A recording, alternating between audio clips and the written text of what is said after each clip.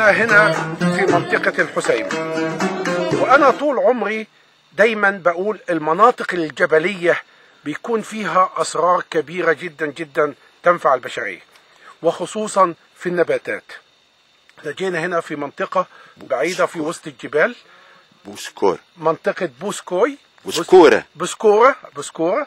صديقي سي ميمون بن عيسى هو بيساعدني في هذه المعلومات، هو من ابن المنطقة ويعرف أسرار هذه المنطقة، وأنا هحاول أخذ منه معلومات عن هذه النباتات. ولنبدأ أولا بنبات الحلفة. هو هذا النبات اللي احنا شايفينه حوالينا، نبات الحلفة. نبات الحلفة منتشر هنا كثير جدا.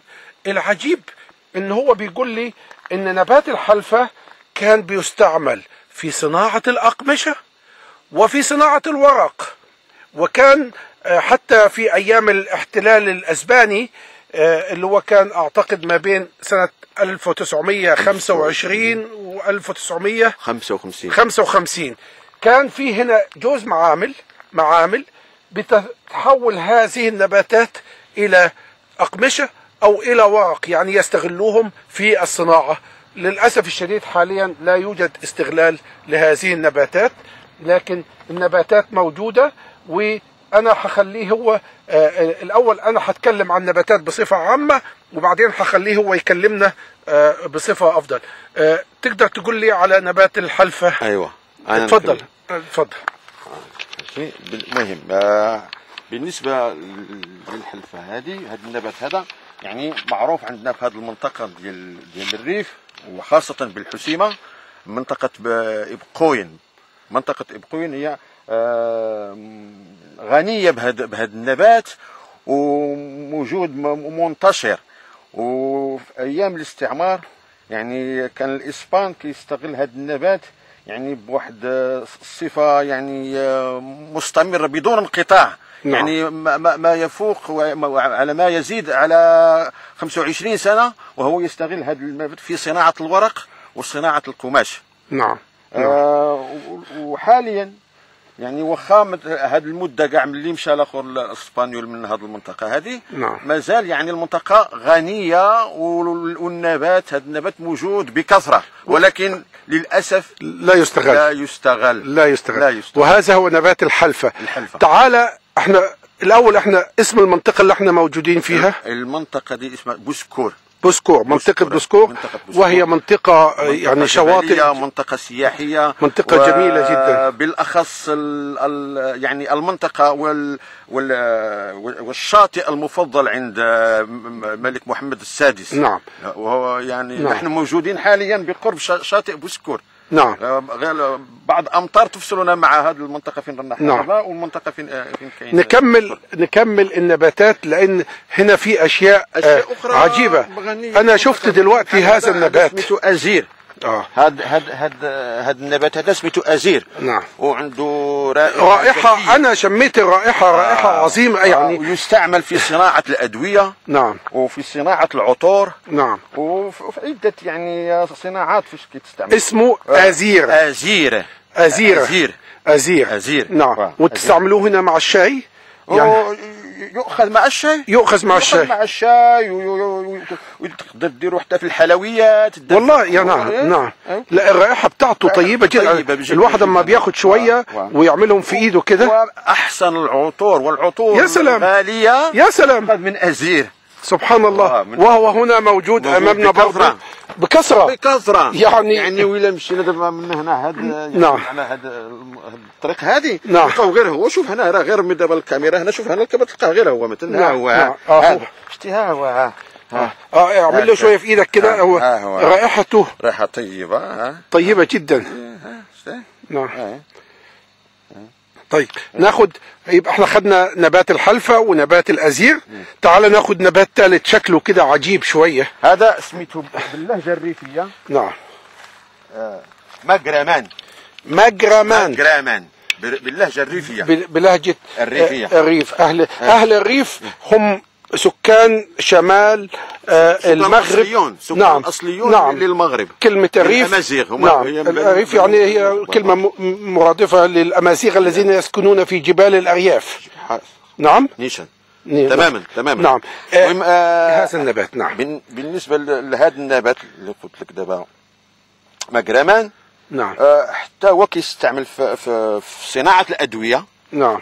وفي صناعه الادويه، وحنا يعني بلا ادويه كناخذوه يعني غير مباشره. نعم. ولا عندنا كان يعني الانسان تيضرو مثلا عنده امراض داخليه في البطن. نعم. كناخذوه هذا النبات. نعم. يعني عن طريق الشرب تناخذوه تنطيبوه بحال اتاي زي الشاي. زي الشاي تغليه في الشاي. تغلي في الشاي وتدير له يعني لوجع البطن. لوجع البطن. وخاصه العروق. العروق. لا ليست الزهور، العروق. العروق. نعم. نعم. العروق. اسمه ايه تاني النبات ده لو تسمح؟ اسمه ماجرامان. نعم. ماجرامان. نعم. تعال نشوف. شوفوا المنطقة غنية. كل ما بتحرك حواليا في كل حتة نبات آخر، ونبات غريب ونبات عجيب. لحظة الأول، لا لحظة نشوفه. هذا بتاع الشوك. هذا التسننت. تسننت هو يعني كله شوك تقريبا. شوك. نعم. وحنا التسننت يعني كلمة مؤنثة لهذا النبات. نعم. أسنان هو يعني أسنان واحد. أسنان. أسنان يعني زي شوك يعني. شوكة ولا شوك ولا شوكة. نعم. هو يعني هذا النبات يعني غالبا احنا في المنطقة يعني قبل كنعطيوه كأكل للماشية. نعم. يعني الأغنام مثلا. الأغنام والماعز يقبلون على الماكلة. هل له فائدة للماعز؟ كيساهم في الحليب. إنتاج الحليب. يعني يكسر حليب الماعز عندما يأكلون هذا النبات. هذا. نعم. والنبات اللي جنبيه ده هذا هو اللي قلت لك سميتو هذا فاضيس باللهجه الريفيه الامازيغيه. نعم. فاضيس. ولكن باللغه العربيه باللهجه المغربيه الدارجه. نعم. أيوة. هي الدفله. يعني الدفله هو ولا مشينا يعني القاموس غنلقاو الدفله راه حنجيبها ما فيش مشكله. ما فيش مشكله. يعني باللهجه المغربيه اسمه دفله. الدفله بالريفيه الامازيغيه. نعم. فاضس. نعم. حتى هو هذا النوع، هذا النبات هذا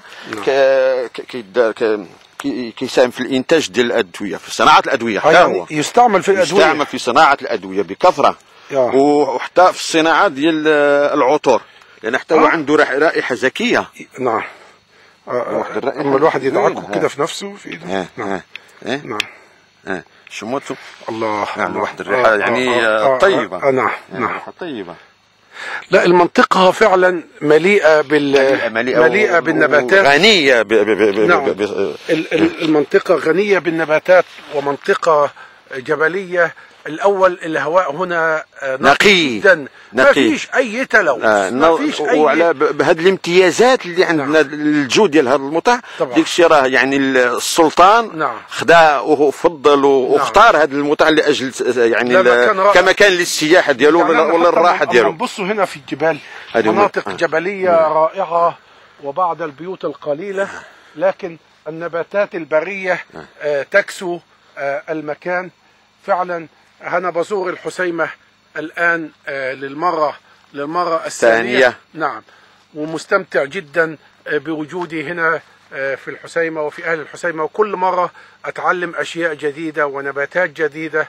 تحياتي من الحسيمة، من جبال الأرياف في شمال المغرب، أحمد الشهاوي المعروف باسم ابن بطوطة المصري.